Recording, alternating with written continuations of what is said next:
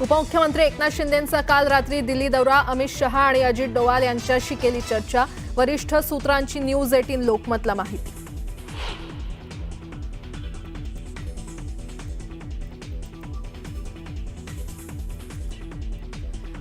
समजित घाटगे राष्ट्रवादी सोडण्याची शक्यता, शिवसेना किंवा भाजपमध्ये जाण्यासाठी चाचपणी सुरू। समजित घाटगे यांनी विधानसभेला भाजपमधून राष्ट्रवादीत केला होता प्रवेश।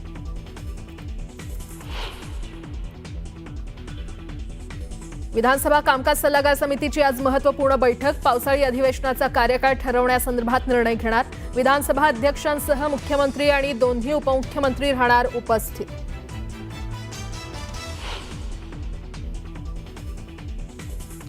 महाराष्ट्र जनसुरक्षा विधेयक आज विधानसभेत मांडण्यात येणार। समितीचे अध्यक्ष चंद्रशेखर बावनकुळे विधिमंडळ समितीचा अहवाल सादर करणार। विरोधकांच्या भूमिकेकडे लक्ष।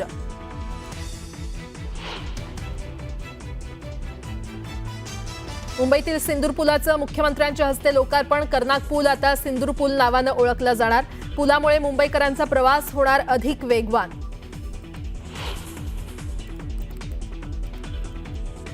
शहापूरच्या RS जमानी या शाळेत पाळी आल्यानं मुलींची कपडे काढून तपासणी केल्याचा धक्कादायक प्रकार। 8 जणांवर गुन्हा दाखल, 2 जणांना पोलिसांनी केली अटक।